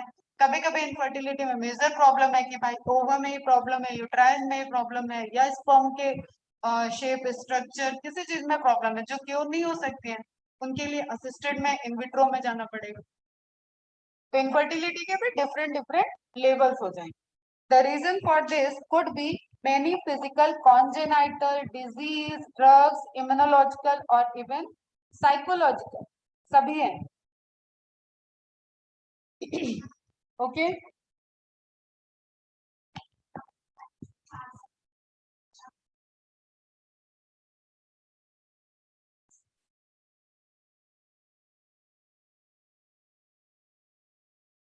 कहा जा सकता है, अगर उन्होंने कुछ यूज नहीं किया, कुछ प्रोटेक्शन नहीं लिया है और अंदर कॉन्ट्रासेप्शन बिना यूज किए भी अगर उनको फर्टिलिटी नहीं हो रही, तो आप उनको इनफर्टाइल कह सकते हो, ठीक है। और ऑब्वियसली कुछ तो रीजन होगा, जब वो चेकअप होता है तो रीजन सामने आता है। पहले जहाँ चेकअप नहीं होता वहां पे मान लेते हैं भाई मंदिर गए, मस्जिद, देखो हम नास्तिक तो है नहीं, हम ये भी चीजें मानते हैं, हम इवन भूत प्रेत भी थोड़ी लेवल तक मानते हैं, ठीक, तो हम तो सब कुछ मानते हैं, ठीक, डरते भी हैं मानते भी हैं, हमें किसी चीज से डिनाई नहीं करते, हम बहुत स्ट्रांग भी हैं बहुत कमजोर भी। हम राह चलते लड़कों को थप्पड़ भी मार सकते हैं, लेकिन राह चलते अगर हमको लड़का लग रहा है बहुत बदमाश तो हम आराम से वहां से निकल भी सकते। तो मेरा बहुत सारा एक्शन कंडीशनल है, ठीक। तो उसी तरीके से सिंपल सी बात है कि जब लोग कहते हैं कि हाँ साईं बाबा का चमत्कार हुआ, 8 साल के बाद इनको बच्चा हो गया, इनके घर में इनका जनरेशन चल गया, तो ठीक है, वो भी ठीक है, वो खुश है उसमें, वो खुश रहे। लेकिन देयर इज सर्टेन, कुछ तो उनकी बॉडी की फिजियोलॉजी थी, अब हम पढ़े लिखे हैं तो हमारे दिमाग में ये भी आएगा बेटा, कुछ फिजियोलॉजी रही होगी जो कि इंडक्शन हुआ होगा, जो चेंजेस हुआ होगा एदर मेडिकेशन से, अगर वो अंडर ट्रीटमेंट आ चुके थे, या नेचुरली उनके बॉडी में कुछ चेंज हुआ हो, बाई चांस फिनोमेना हो सकता है, अब उनका बाई चांस फिनोमेना सक्सेस हुआ हो। तो देयर इज, सबको एक रेंज दे के रखना चाहिए, आप उस केस में उनको इनफर्टाइल कह सकते। ओके, तो ये जरा आप मार्क कर लेना, एनसीईआरटी की लाइन है ना, मार्क कर लेना। Many physical congenital diseases, drugs, immunological और इवन साइकोलॉजिकल, अगेन ब्रेन आ रहा है यहाँ, मेंटल स्ट्रेस आ रही है, असिस्टेड। अब इनको जब भी ऐसे डिजीज या ऐसे डिजीज नहीं बोलेंगे, ऐसे इनफर्टिलिटी की कंडीशन है तो उनको एक रिप्रोडक्टिव टेक्नोलॉजी की हेल्प लेनी पड़ेगी, डॉक्टर की हेल्प लेनी पड़ेगी। तो कलेक्टिवली जो इनविट्रो वाली सारी चीजें बोला जाता है उनको एक टर्म दिया जाता है ART, असिस्टेड रिप्रोडक्टिव टेक्नोलॉजी। ठीक है, रिप्रोडक्शन के लिए असिस्ट किया गया, that is assisted reproductive technology. Who with its growing use, art has helped millions of infertile couples around the world. अब ये बेटा एक ऐसा मेडिकल फील्ड है जिसमें मतलब आप ये समझ लो कि इसकी कॉस्ट बहुत ज्यादा है। ठीक है, दिस इज वेरी कॉस्टली। और आपने सुना भी नहीं होगा कि आपके आसपास कोई IVF सेंटर है, कोई में सुना होगा, पुणे में सुना होगा, तो बड़ी बड़ी सिटीज में अवेलेबल है। बहुत ही फाइन तरीके के ट्रीटमेंट है, बहुत ही एकदम कहें तो प्रीसियस है। मतलब आप एक बार कोई कपल इसके अंदर गया तो उसके 5 से 10 लाख तो आराम से जान, और उसमें भी श्योरिटी नहीं रहेगी, क्योंकि एट द एंड तो वो यूट्रस में आएगा, यूट्रस में आके क्या हो रहा है उस पर डिपेंडेंट है। क्लियर है? तो who is it for? Art might be on an option for women who cannot conceive naturally, cannot carry pregnancy to term, have genetic disorder, have partners with abnormal sperm. इस cases में उनको ART की help लेनी पड़ेगी। There are two main types. अभी इन types पे आते हैं बेटा। सक्सेस रेट आप देख रहे हो कि वुमेन्स एज ईयर, ऑब्वियसली ये सारा करियर वरियर वाला जो डेटा रहता है उसको कंपेयर करते हैं। ठीक है, अभी डोनर वाला जैसे क्या था, मूवी कौन सी आई है, एमी, एक आई थी मूवी गुड न्यूज, उसमें पूरा दिखाया ही हुआ है, IVF वाली टेक्नोलॉजी दिखाई है उसमें। एम्ब्रियो ट्रांसप्लांट में नाम का कुछ कंफ्यूजन वाला केस था, तो एक का दूसरे में, दूसरे का क्या केस बोला?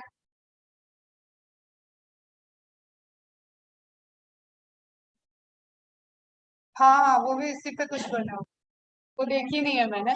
तो मैं, ठीक है, तो बहुत सारे इसके पीछे रीजन है कि reason for infertility among man and women. अब लोगों की डेली रूटीन क्या, देखो पहले तो हम सबसे सीवियर की बात करें, दो मेन है इसमें। एदर पुअर स्पर्म काउंट, मतलब मेल के साइड से 41% कंट्रीब्यूशन क्या है, एंड फीमेल के साइड से PCOD। एक ऐसा केस है PCOD, पॉलीसिस्टिक ओवेरियन डिसऑर्डर बोलते हैं, जो अगेन सिंपल, जो आप फॉलिकुलर डेवलपमेंट देख रहे थे ना, उस फॉलिकल डेवलपमेंट में कॉर्पस ल्यूटियम का स्टेज आ नहीं रहा है, वो खत्म नहीं हो रहा, कई सारी प्रिमोडियल फॉलिकल सिस्ट में कन्वर्ट हो। तो मल्टीपल सिस्ट भी हो सकता है, कई सारे ज्वाइन करके एक बड़ा सिस्ट भी बना सकते हैं। तो PCOD अपने आप में क्या है, पॉलीसिस्टिक मेनी सिस्ट इन ओवेरियन। तो इस केस में भी ट्रीटमेंट है, इस केस में भी ट्रीटमेंट है। तो यू कैन सी हियर कि ये जो मेन कंट्रीब्यूशन है इनफर्टिलिटी का, स्पर्म काउंट और पॉलीसिस्टिक ओवेरियन डिसऑर्डर वाला, ये दोनों ही क्यूरेबल है। जस्ट इसमें क्या है, डॉक्टर को रीच करना पड़ता है और पेशेंट्स के साथ ट्रीटमेंट लेना पड़ता है। पहले PCOD ठीक होगा, उसके बाद फीमेल फर्टाइल हो जाएगी। क्लियर? तो दिस इज, नहीं है, PCOS भी बोलते हैं, डी भी बोलते हैं। ठीक है, और क्या रीजन है, पॉलीसिस्टिक ओवेरियन सिंड्रोम, देखो आ गया, वही है। ठीक है, syndrome rates in Indian women range from 3.7 to 22.5। Genital TB, अभी पहले क्या समझ में आता था कि TB is related to lungs, तो एक न खांसी आ रही है न कुछ है, लेकिन यूट्राइन टीबी भी रिपोर्टेड हो रहा है। तो यूट्राइन टीबी है तो उसका ट्रीटमेंट है, पहले आपको यूट्राइन टीबी करेक्ट कराना पड़ेगा, उसके बाद यू आर मतलब उस पर्टिकुलर फीमेल की रिसेप्टिविटी आ जाएगी और फिर वो उसका कंसीव करने में कोई इश्यू नहीं होगा। तो रीजन है कि रीजन बिहाइंड इनफर्टिलिटी क्या है, फीमेल का है मेल का है, ये सब टेस्ट से पता चलता। सिंपल इसका वो पुराना सॉल्यूशन नहीं है कि हाँ बच्चा नहीं हो रहा था दूसरी शादी करा। ठीक है, पहले रीजन फाइंड आउट करो, उसके बाद दूसरी तीसरी चौथी कराओ। अब क्या होता था पहले कि this is again by chance phenomena, और ज्यादातर प्रॉब्लम फीमेल में ही आएगी। तो एक मिथ चला आया कि फीमेल इज रिस्पॉन्सिबल, तुरंत बेटे की दूसरी शादी करा दो, और बाई चांस फिनोमेना है बेटा, फीमेल में कोई प्रॉब्लम था तो अब दूसरी वाली फीमेल से बेबी हो जाएगा। वो आई तो वो वंश बढ़ा दी, वो आई तो वो वंश डुबो रही। ठीक है, तो इस तरीके की आज भी अपने सोसाइटी में लोग हैं। तो तरीका कुछ भी हो, मेन है कि पहले डायग्नोसिस, डिजीज कोई भी हो, कोई भी डिजीज कहीं पे भी किसी के भी घर में तुम लोग अब मेडिकल फील्ड से जुड़ने वाले हो तो इतनी चीज अवेयर रखो, कहीं पे भी किसी का कोई ट्रीटमेंट चल रहा है तुम्हारे रिलेटिव्स में, तो जस्ट एक चीज एश्योर होना चाहिए, right correct diagnosis. Diagnosis is must, correct diagnosis होगा तभी ट्रीटमेंट सही डायरेक्शन में चलो। ओके, तो रीजन जानो, इनफर्टिलिटी है तो उसका रीजन क्या है? ओबेसिटी, टोबैको, लाइफस्टाइल में से पीसीओडी को भी लाइफस्टाइल में कर सकते हैं, hormonal lifestyle, alcohol, tobacco, girls भी हैं बहुत सारे स्मोकिंग कर रही हैं, ठीक है, ड्रिंक लेती हैं, तो इन सब का इम्पैक्ट पड़ता है। कॉन्ट्रासेप्टिव्स हैं, कपल का पहले कॉन्ट्रासेप्टिव में, उसके बाद रिवर्स होने में टाइम लगता है, रिवर्स फर्टाइल में, तो भी प्रॉब्लम है। इन इंडिया तो मतलब अभी आप क्या देख रहे हो कि जिसमें मेडिसिन से ठीक हो सकती है ऐसी डिजीजेस को देख रहे हो, उसके बाद प्रॉब्लम है, नहीं हो सकता है, कोई डिजीज भी नहीं है, तो फिर उसको अलग अलग ट्रीटमेंट से देखना है, टेक्नोलॉजी आएगी। In India often the female is blamed for the couple, देखो लिखी हुई है line, often the female is blamed for the couple being childless, but more often than not the problem lies in the male partner। Possibility है 30% के above 33% के करीब possibility है कि मेल में भी प्रॉब्लम हो सकती है। Specialised health care units, infertility clinics, specialised word याद रखो, वैसे स्पेशलिटी होनी चाहिए, क्यों, could help in diagnosis and corrective treatment of some of these disorders and enable these couples to have children। Simple see, अगर उस वक्त फीमेल को यूट्राइन टीबी है तो यूट्राइन टीबी ठीक हो गया, ठीक है, वो सही हो गई, अब वो नॉर्मल लाइफ फिर से आ सकती है उसकी, उसकी फर्टिलिटी आ सकती है, that is not the infertile, मतलब कोई स्पर्म एंड ओवा के पॉइंट ऑफ व्यू से उसमें इनफर्टिलिटी नहीं थी उसको। However, where such corrections are not possible, simple ये मार्क करना बेटा, आईवीएफ वगैरह को तुम प्रायोरिटी पे तब रखोगे जब कोई और डिजीज नहीं है और उससे क्योरेबल नहीं हुआ, कपल फर्टाइल की तरफ मूव नहीं किया, देन वो असिस्टेड रिप्रोडक्टिव टेक्नोलॉजीज को यूज करेगा। क्लियर है?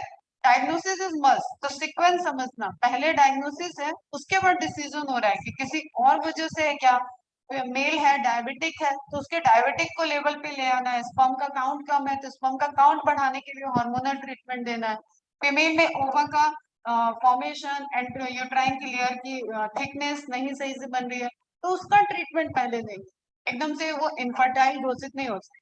क्लियर है बेटा? बट ऑल दो अगर सारे ट्रीटमेंट के बाद, इन सारी चीजों के बाद कोई ये सारी पॉसिबिलिटी नहीं है कि वो फर्टाइल हो रहे हैं, देन उनको टेक्नोलॉजी पे जाना पड़ता है। The couples could be assisted to have children through certain special techniques commonly known as assisted reproductive technology, full form पूछा जाता है, आर्ट याद रखना, अंडरलाइन कर लेना।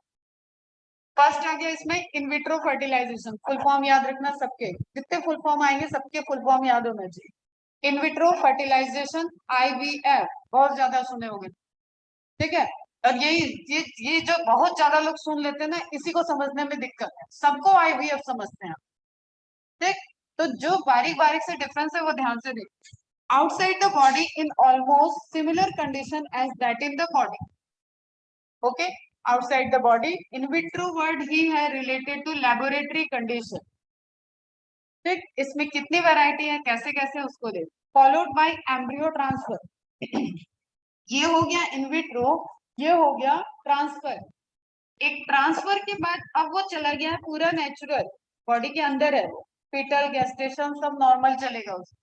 क्लियर है बेटा? यूट्रस में प्रॉब्लम नहीं थी तो इस केस में क्या हुआ, एम्ब्रियो को ट्रांसफर कर दिया, सेम फीमेल में किया जा सकता, तो जो एक एक डिफरेंस है ना वो ध्यान से देखो।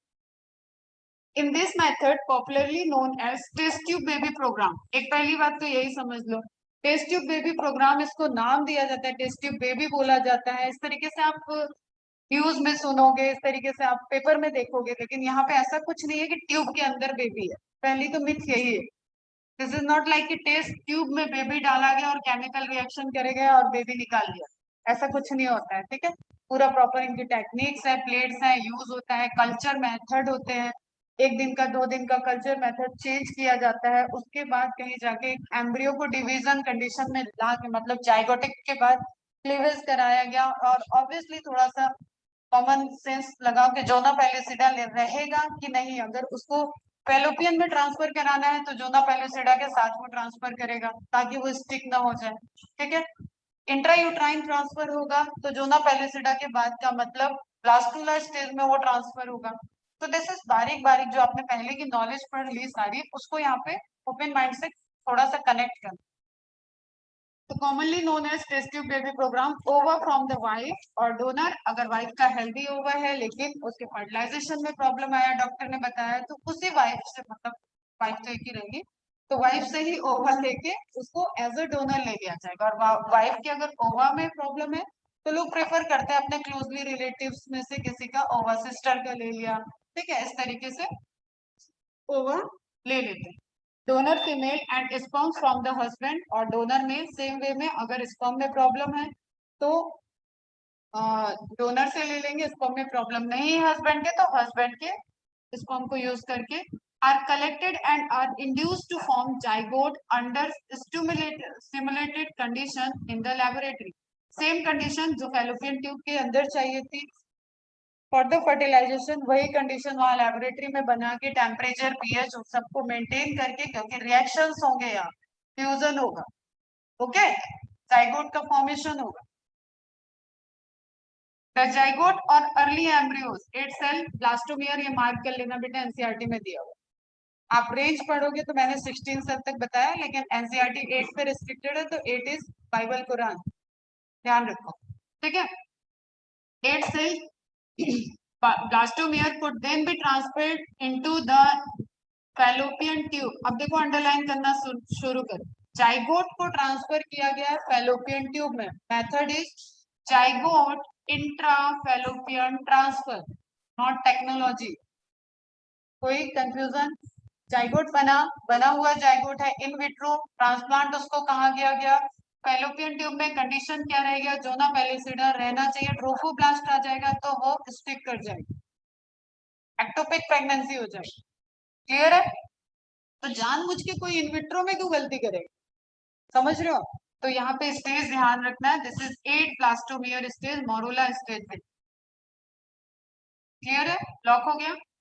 And embryos with more than 8 blastomeres into the uterus, that is blastula. Pencil चलाओ यहाँ पे थोड़ा, ब्लास्टुला, मोरूला, ये प्रायोरिटी वाली बात आ रही है कि क्या आप स्टेज बोल रहे हो। अब इंट्रायूट्राइन आ गया तो आईयूटी बोला गया इसको, तो ZIFT जाइगोट है, कहाँ ट्रांसफर हो रहा है, इंट्राफेलोपियन ट्रांसफर है, ओके। उसके आगे का स्टेज है, मतलब ट्रोफोब्लास्ट लेयर आ रही है, वो स्टिक हो सकती है, तो उसको फैलोपियन ट्यूब में करेंगे क्या, तो सिंपल सा क्वेश्चन यहाँ पे आएगा आईयूटीज के लिए, तो आईयूटीज में ब्लास्टुला स्टेज होगा, ट्रोफोब्लास्ट लेयर होगी, इंट्रा यूट्राइन ट्रांसफर करेंगे, डायरेक्ट यूट्रस में ट्रांसफर करेंगे, IUT intra uterine, obviously blastula. It to complete its further development, दोनों ही केस में यहाँ पे जो इंट्राफेलोपियन हुआ है वो आपका सेम मेथड फॉलो करेगा, फेलोपियन सिलियरी मूवमेंट, डिवीजन, आगे बढ़ना, यूट्रस में आके इम्प्लांटेशन, क्लियर। और दूसरे वाले केस में आईयूटी में क्या कर रहे हैं, डायरेक्ट यहीं पे इम्प्लांटेशन, क्लियर है तुम लोग को। आसना, आयो, शीशा, केपी, तो एक एक लाइन में एकदम क्लैरिटी रहनी चाहिए कि दोनों में डिफरेंस क्या। To complete its further development, मतलब यूट्रस में कोई प्रॉब्लम नहीं थी बेटा इसके, क्लियर है। Embryos formed by in vivo fertilisation, in vivo मतलब naturally fertilisation, fusion of gametes within the female also could be used for such transfer to assist those female who cannot conceive, ठीक है। Fertilisation उनका proper हो रहा है, reported है कि fertilisation में कोई प्रॉब्लम नहीं है, इम्प्लांटेशन में प्रॉब्लम है, क्लियर। तो दो टेक्नोलॉजी, फिर से आप दो चीज कर सकते हैं, एक तो डायरेक्ट वहां से उठा के यूट्रस में डाल दो, डिवीजन करा दो, उसके फर्टिलाइजेशन के बाद डिवीजन करा दो और उसको डायरेक्ट यूट्रस में ट्रांसफर कर। यूट्रस में प्रॉब्लम है तो देन सैरोगेसी है, ठीक है, जो मिमी पिक्चर में दिखाएंगे। एम्ब्रियो हस्बैंड का ही, उसमें स्पर्म है, ओवा भी वाइफ का है, लेकिन उसको ग्रो कराने के लिए like uterine is not normal, तो उस केस में हायर किया गया, किराए की कोख, उसकी हिंदी होती है किराए की कोख, रेंटेड यूट्रस स्ट्रैंडेड वॉर्म, समझ में आया बेटा? Also could be used for such transfer to assist those female who cannot conceive. दिख रहा है आपको किस तरीके से वो एकदम टेक्नोलॉजी को यूज करके शक कर रहे हैं, एम्ब्रियो को लेंगे और ट्रांसफर करेंगे। तो बहुत ही फाइन मैकेनिज्म होती है, इसलिए कॉस्टली होती है। Transfer of an ovum collected from a donor into the fallopian tube, GIFT, gamete intra. अब ये क्या हो गया? जेड था जाइगोट, जी है गैमेट। सुनो अब ध्यान से, इस केस को कैसे हो रहा है? इस केस में बात ये आती है ना बेटा कि फिर से वही बात, एथिकल, ठीक है? ये तो भगवान जी के अगेंस्ट हो गया, भगवान की मर्जी नहीं। अब ये पूत कपूत ये पैदा हो जाएगा, पूरे कुल को डुबो देगा, जबरदस्ती ये किया जा रहा है, ये दोनों अपने मन के हो गए, पति पत्नी किसी की सुनते नहीं है, ठीक है? बहुत सारी चीजें फिर आती। तो उस केस में हुआ ठीक है भाई, हम नहीं किसी का स्पर्म लेंगे, हम नहीं किसी का ओवा ले रहे हैं, हम दोनों के गैमेट सही बन रहे हैं, हम गैमेट का फ्यूजन की प्रॉक्सिमिटी चांसेस बढ़ा रहे हैं, हम एक ही टाइम में दोनों गैमेट को फैलोपियन ट्यूब में डाल दें, ठीक है? तो अब तो भैया ये उन्हीं के कुल का हो गया, समझ में आए? तो उसमें आपको एक ध्यान रखना है, यहाँ पे जी को पकड़ना, जी इज गैमेट, गैमेट के मूवमेंट में कंट्रोल हो गया इन विट्रो, गैमेट फर्टिलाइजेशन पूरा इन विवो होगा, फैलोपियन ट्यूब के अंदर ही होगा। तो gamete intra fallopian transfer, male gamete और फीमेल गैमेट को प्रॉपर एम्पुलरी रीजन में ट्रांसफर कर दिया गया, क्लोज प्रॉक्सिमिटी में रखा गया, अब उनके रिएक्शंस हो सकते, फ्यूजन के चांसेस बढ़ गए। ये भी करके देख लेते हैं doctor. Of another female who can not produce one, अब किसी का ओवा प्रोड्यूस नहीं हो रहा है तो फिर से उसको ओवा लेना पड़ेगा। डोनर खुद भी हो सकती है और प्रॉब्लम है तो ओवा ओवा दूसरे का ओवा लेके उसके फैलोपियन ट्यूब में डाल दिया गया तो फर्टिलाइजेशन नेचुरली होगा। फर्टिलाइजेशन की प्रोसेस इसमें गैमेट इंट्रा फैलोपियन ट्रांसफर में नेचुरल होगा। जिफ्ट में क्या हुआ? जाइगोट को बनाने के बाद बेटा ट्रांसफर किया गया। तो बारीक बारीक से डिफरेंस क्वेश्चन बनते हैं, but can provide suitable environment for fertilization and further development is another method attempted. Intracytoplasmic, अब देखो दूसरा आ रहा है ICSI। सुनो अब सोचो इसको खुद ही, तुम्हें पता है कि स्पर्म को कॉर्टिकल रिएक्शन करना पड़ा था, जोना पेलोसिडा से रिएक्शन करना पड़ा था, कैपेसिटेशन के बाद वो जो एक्टिव स्पर्म है उसके बाद वो एंटर करके सेंट्रियोल डोनर डोनेट किया और अपना न्यूक्लियस डोनेट किया। Again this is by chance phenomena, हो सकता है वहां पे कुछ प्रोटीन्स ऐसे हैं कि जो उसको अलाउ नहीं कर रहे हैं। एक पर्टिकुलर फीमेल के एग की ये भी टेंडेंसी होती है कि उसके एग के ऊपर ऐसे लेयर्स आ रहे हैं, ऐसे रिसेप्टर्स आ रहे हैं जो स्पर्म को डायग्नोस नहीं कर पा रहे हैं, ये भी डायग्नोसिस है बेटा, ठीक है? स्पर्म को बाइंड नहीं करने दी, तो क्या किया गया उस केस में? डायरेक्ट उसके साइटोप्लाज्म में डाल दिया गया। तो किससे क्योर किया गया? वो जो कॉर्टिकल रिएक्शंस चल रहे थे, वो जो चारों तरफ रिएक्शंस चल रहे थे, अब लेयर को हटाना है तो जो इतना कर सकता है कि साइटोप्लाज्म में ट्रांसफर कर रहा है वो डॉक्टर लेयर को तो हटा ही सकता है, ठीक है? तो समझना यहाँ पे ICSI, intra cytoplasmic sperm injection, direct कहाँ है ये? ओवा के अंदर, ओवा के अंदर, inside the ovum.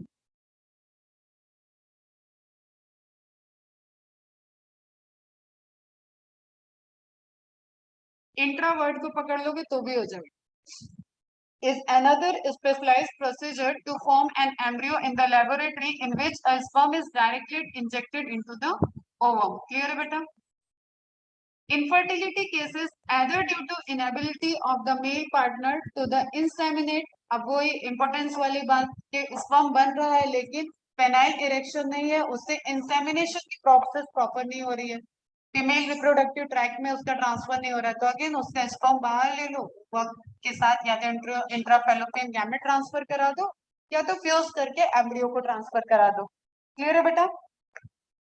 Male partner to inseminate the female or due to very low sperm count in the ejaculation method could be corrected by artificial insemination. अब यहाँ पे क्या प्रॉब्लम, इस प्रॉब्लम का सॉल्यूशन क्या है? स्पर्म काउंट जितना, देखो फ्यूज करने के लिए 1 ही चाहिए, लेकिन ऐसा कभी नहीं होगा कि 1 के साथ ही फ्यूज करा रहे हैं, ठीक है? जब भी ऐसे केसेस होते हैं तो वहां पे इस तरीके का हार्मोन ट्रीटमेंट दिया जाता है कि मदर को एक से ज्यादा ओवा प्रोड्यूस हो, दोनों एवरी को एक्टिव किया जाता है, इसका प्रोसेस चलता है बेटा, ऐसा नहीं कि ऑल ऑफ सडन इंजेक्शन लगा और हो गया। कई सिटिंग्स चलती है इसमें, कई साइकिल होते हैं और उस ड्यूरेशन में उसके इस एग को काउंट को बढ़ाया जाता है, एग को आइसोलेट किया जाता है 2-3 साइकिल में, फिर स्पर्म को रखा जाता है, फिर फ्यूजन कराया जाता है, फिर देखा जाता है कि कौन सा एम्ब्रियो बना है। तो 8 से 10 एम्ब्रियो बना लिए जाते हैं। उसके बाद इम्प्लांटेशन में भी ऐसा नहीं होता कि एक एम्ब्रियो ट्रांसफर हुआ, दो भी कर सकते हैं। कौन सा कंसीव करेगा, कौन सा सक्सेस हुआ, वो भी देखते हैं। फिर अगर वो अनसक्सेसफुल हो गया, ऑलरेडी एम्ब्रियो जो बना हुआ रखा हुआ है, उसको वो दोबारा से ट्रांसफर करते हैं। तो कई बार ये ट्राई किया जाता है। ओके, तो आर्टिफिशियल इंसेमिनेशन में जस्ट स्पर्म काउंट कम है, इम्पोर्टेंस की प्रॉब्लम है, तो उस केस में स्पर्म को लिया गया और आर्टिफिशियली इंसेमिनेट कर दिया गया फीमेल बॉडी।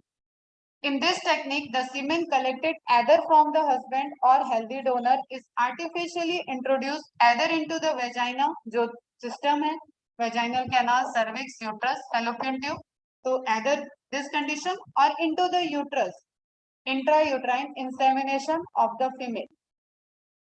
Okay, यहाँ पे इंट्रायूट्राइन इंसेमिनेशन की बात कर रहा है, तो मतलब वही कि आप या तो यहाँ पे कर दो, फ्लो वाली बात है बेटा, वो जाएगा इसी डायरेक्शन, ध्यान रखना। ठीक है, that is not a implantation, इधर से इधर आने वाला बात नहीं कर रहा है, इधर से इधर जाने की बात कर रहा है। तो स्पर्म ट्रांसफर कर दिया गया, स्पर्म मूव करेगा अपना natural way. Though options are many, all these techniques requires extremely high precision handling by the specialized professional and expensive instrumentation. That's why इनकी cost ज्यादा होती है, मशीन ही करोड़ों में आती है, तो ऑब्वियसली वो डॉक्टर चार्ज भी करेगा। Therefore, these facilities are presently available only in very few centers in the country. Obviously, their benefits is affordable to only a limited number of people. जब कॉस्टली है तो पहुंचेगा भी कम लोगों के रीच में रहेगा ट्रीटमेंट बेटा। जैसे हमारे यहाँ एक नोन है, दोस्त की दोस्त के फैमिली में, तो उनको डॉक्टर है वो खुद भी, की बेटी है, तो बेबी उनकी बेटी आई थिंक 13-14 ईयर की हो चुकी है ऑलरेडी। ठीक है, लेकिन उनका सेकंड चाइल्ड चाहिए अपनी बेटी के। एक ऐसा होता है कि हमारा पहला बच्चा हमारे कपल के लिए होना चाहिए और दूसरा बच्चा पहले बच्चे के लिए होना चाहिए, ताकि दोनों साथ में ग्रो करें, ऐसा सोच होता है। तो बीइंग अ डॉक्टर उन्होंने शायद 4 बार आईवीएफ ट्राई कर लिया, और सी इज नाउ 39-40 एज अब आने ही वाला है उनका, तो उनका खुद का हुआ फॉर्मेशन भी डिग्रेड हो जाएगा। तो उस केस में वो सक्सेसफुल हो नहीं पा रहे हैं, लाखों के लाखों रुपए जा रहे हैं। बेटर है कि भाई अडॉप्ट कर लो बेबी और इस प्रॉब्लम का सोल्यूशन। बट लोगों का अपना सोच। Emotional, religious and social factors are also deterrents in the adoption of these methods. अब फिर से वही सारी बात, भगवान की कृपा, हमारे खानदान में ये नहीं होता। Clear? Since the ultimate aim of all this procedure is to have children, in India we have so many orphan conditions. देखो मेंशन कर दिया एनसीईआरटी में, clear? And destitute children who would probably not survive till maturity unless taken care of. बहुत सारे ऐसे हैं, आपको Mumbai side या कई सारे वो स्लैम्स पे जो मूवी बनती है उसमें आपने देखा होगा कि उनके हाथ पैर काट दिए जाते हैं जस्ट कि भीख मांगने में, उनको एक सिंपैथी रहे, देखने वालों को सिंपैथी हो, कहाँ से किडनैप हुए, किसके बच्चे नहीं पता। ठीक है, फिर ऑर्फनेज में लाइन लगी हुई है बच्चों की। फिर आपको नशा केंद्र में मिल जाएंगे बहुत सारे बच्चे जो नशे में की लत में लग गए। तो ऐसे बहुत से बच्चे ऑलरेडी है धरती पे कि आप लाखों रुपए इधर इन टेक्निक्स में जाने से अच्छा है कि आपकी सोच थोड़ी सी भी अगर सोसाइटी की ब्रॉड होगी, तो आप वहां से किसी को अडॉप्ट करो और उसको अच्छी हेल्दी लाइफ दो, एजुकेटेड लाइफ दे दो। वो बच्चे, यहाँ पे लिखा है ना जो ये लाइन, ये देख लो कितनी डीप लाइन है, वो would probably not survive till maturity. हो सकता है वो इस समाज में जिंदा ना बचे, ठीक है, मैच्योर ही ना हो, वो बड़े ही ना हो। हम लोग तो कैसे अच्छे अच्छे घरों में पैदा हुए हैं, बढ़ रहे हैं, पढ़ रहे हैं, लिख रहे हैं, लड़ भी रहे हैं मम्मी पापा से, सब कुछ होता होगा। ठीक, our laws permit legal adoption and it is as yet one of the best methods for the couples looking of parenthood. ठीक है, अल्टरनेटिव मेथड है, उधर लाखों ये मतलब सोशल टाइप से मैसेज देने के लिए लिखा हुआ है कि अल्टरनेटिव मेथड है भाई। आईवीएफ इसीलिए आप करा रहे हो क्योंकि आप इनफर्टाइल हो, तो जस्ट अपने कोई भी कपल है वो अपने अंदर से खानदानी खून को अलग हटा दे कि ये हमारा खून नहीं होगा, ये हमारे जीन का नहीं होगा, इसको हटा दे तो there is number of person जो उनको फर्टाइल कर सकते हैं। अब बेटा डायरेक्ट क्वेश्चन है, लुइस जॉइन ब्राउन, नाम याद रखना है, फर्स्ट टेस्ट ट्यूब बेबी। अभी भी देखोगे अच्छी खासी हेल्दी है, मैंने फोटो लगाना था लेकिन सुबह टाइम नहीं मिला। मैं लगा दूंगी तुम्हें, 40 ईयर्स के अराउंड इनकी एज है, 78 ना 30 से ज्यादा है। ठीक है, तो अच्छी खासी हेल्दी है। ठीक है, तो फर्स्ट टेस्ट ट्यूब बेबी में इनका नाम आता है। इंडिया में अगेन यहाँ पे थोड़ी सी ट्रेजिक स्टोरी है बेटा। जो first Indian test tube baby है उसको कोलकाता के जो डॉक्टर थे जिन्होंने वो किया था टास्क, उसको रिकॉग्निशन नहीं मिला और काफी ज्यादा उनको लोगों का, कोलकाता यू नो कि लाइक रिलीजियस प्लेस, ठीक है, माँ दुर्गा का प्लेस, बंगाली नवरात्रि, तो वो सारी चीजें वहां की सरकार, वहां के पीपल वो उनको अलाउ नहीं किया। और अच्छा खासी उनकी एक लड़ाई चली, सबसे लीगली लड़ाई चली कि लीगल मतलब ये बेबी ये एक साइंस का पार्ट है, ठीक। लेकिन जब उनको नहीं रिकॉग्निशन मिला तो वो सुसाइड कर लिए, और फिर उनकी फाइट एक दूसरे डॉक्टर ने कंटिन्यू की। तो फिर अब जाके दुर्गा को, दुर्गा ये नाम है इनका, कनुप्रिया नाम, दुर्गा को रिकॉग्निशन मिला first test tube baby of India. और वर्ल्ड में ये दूसरे टेस्ट ट्यूब बेबी है और इंडिया की फर्स्ट है। और आप जब नेट पे सर्च करोगे तो आपको हर्षा मिलेगा नाम, हर्षा जिनको पहली बार में ही मिल गया था। ठीक है, तो 1986 में हर्षा, हाँ, हर्षा शाह। तो यहाँ कॉन्ट्राडिक्शन है, ईयर वाइज देखोगे तुम तो 1986 एंड दिस इज 1978। दुर्गा का जो है दैट इज 1978 है शायद, 86 हर्षा का है।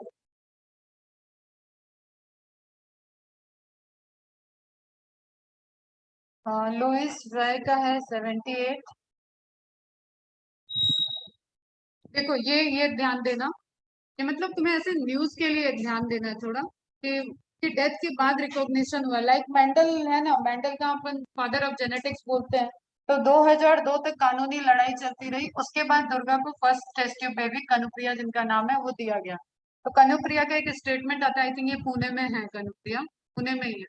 ठीक है, Durga who was present said, I am not a trophy but proud to be the living example of the work of a genius justice has been done to my scientific dad। Clear. तो जिन्होंने ये test tube technology अपने country में लाया उनको unfortunately जो हमारा social समाज है उसकी वजह से उनका एक वीक स्टेप था, उन्होंने सुसाइड कर लिया था। उसके बाद